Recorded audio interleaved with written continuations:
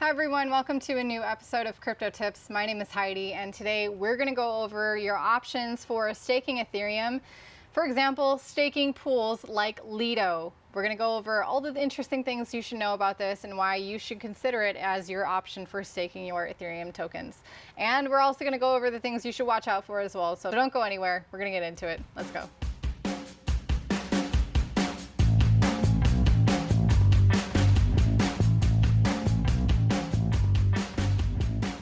So today I will be focusing on Lido as the staking service provider for Ethereum, just because I think it is interesting and there's some things you should be paying attention to for these options like this, because they are pretty user-friendly, especially when you're finding the balance between centralized options like staking your Ethereum on an exchange and being able to actually keep custody over your coins and have more control over your coins. And there's maybe some more perks for this as well, more than just, earning better rewards, quite frankly, than on an exchange. So first and foremost, this is not a sponsored post by Lido. This is just a platform that you'll learn. I've actually chosen to stake my Ethereum on, and a tutorial on that is coming out soon. Don't you know it? So let's get right into it. Let's address how Lido was launched quickly and in a centralized manner, and why they did that. Because if you read their blog posts, they actually go over, the fact that they could see that centralized exchanges were going to be moving in on this. Obviously, them being centralized at all, it's pretty, they don't have to compromise on much, right? They are centralized, so it is what it is. And with that convenience and ease of use that centralized exchanges have, platforms like Lido understood that they were going to have the first mover advantage. They were going to scoop up much more of the market share of people who were going to stake their Ethereum if there wasn't any alternative out there. And for those of you who have been paying attention to Ethereum, when staking did first launch, there wasn't a lot of options out there, especially if you weren't able to run your own validating node. So Lido, initially launched without this kind of smart contract capability. So for the people who did stake with Lido, I believe it was before July 15th, 2021. If you were staking with Lido before that, your coins are not locked in a smart contract. It's in a much more trusted situation, which is not ideal, but it is what it is. And what they are using for those users is actually a multi-sig wallet, which is a great sign. And not to mention, it is you need 6 out of 11 signatures to release the funds. So that's much bigger than the typical 2 out of 3 or 3 out of 5 multi-sig functionalities that we typically see within DeFi. So that to me was a good sign as well. But there is trust involved, and you should always keep that in mind whenever you're thinking of going like all in, whether it's buying crypto or storing crypto or staking your crypto. Especially in a special kind of situation like Ethereum 2.0, the long wait period involved with that, the lockup period, is longer than anything that is any other proof of stake coin out there. So with that long wait period means a lot of trust, especially if you are not having custody over your coins for that long amount of time. I mean, talking about that's what's happening on centralized exchanges. You better hope that exchange is, number one, still in business. Number two, the regulations haven't clamped down on them, and you're actually able to still gain access to your coins in the however long it takes for Ethereum 2.0 to get rolled out. But anyway, back to the topic of staking solutions, staking pools that Lido provides. It's also, Lido is pretty unique in that it's not a staking pool itself, but it is a accumulation of staking pools.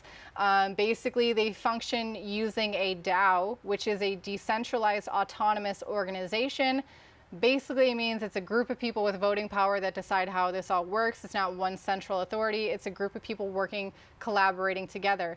And the members of the DAO are these different staking pools. And right now, as with anything with a new platform, the ability to be a staking pool within Lido, you have to be, approved. So it is not permissionless.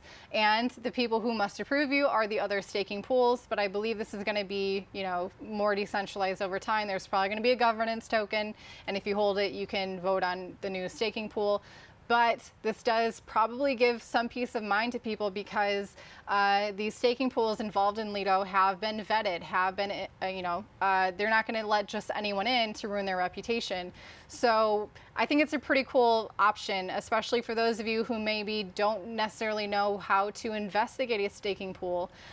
These are probably some really good options that Lido involves. So basically, another potential downfall that you could see with Lido is that you, as a depositor of your coins into their smart contract, you can't decide which staking pool your coins go to.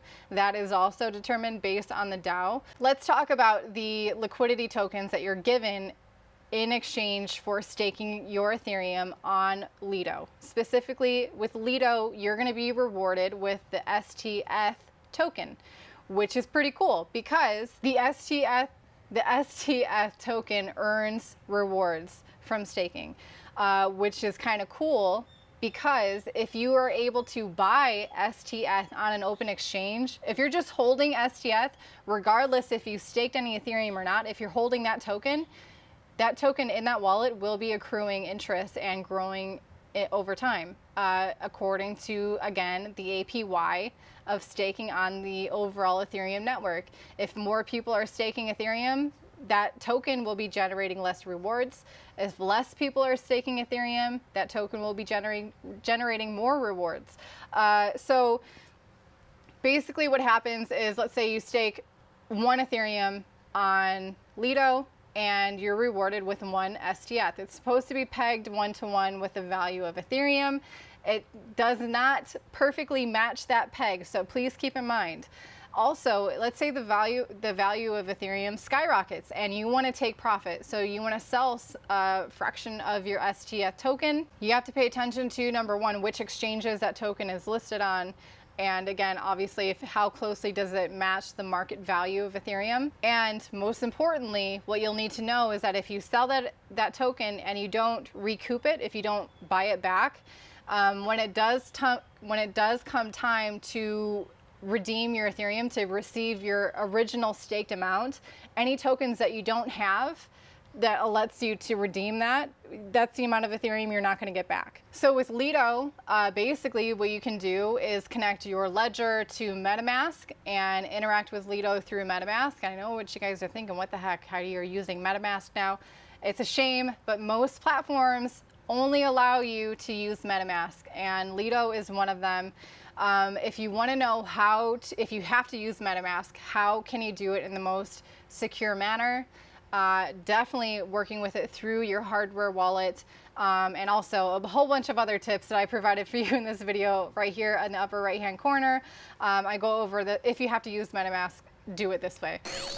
Hey guys, so I wanted to pop in real quick in this video and make a clarification that yes, right now basically the only option for staking Ethereum on Lido and using your ledger is by using MetaMask in between, but very soon you will be able to stake your Ethereum directly from your ledger using the Ledger Live application. So that's when I'm going to be doing a tutorial on is how to do that using your Ledger Live and Ledger hardware device. Just wanted to give you guys some rays of hope there that that is coming soon. It has been announced by Ledger Live. I did talk about it in the big update for Ledger Live that I did a couple weeks ago. But anyway, right now it's MetaMask, but not forever. So anyway, back to the video.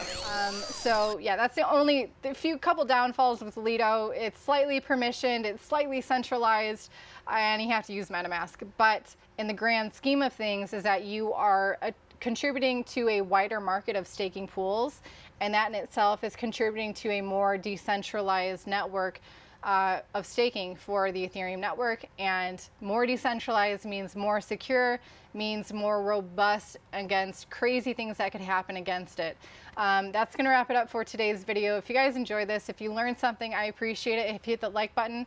And if you'd like to watch a tutorial on how to stake your Ethereum using Lido, that's coming out for you in the next few days as well. So hit subscribe so you don't miss it. And until then, I'll see you. Have a good one.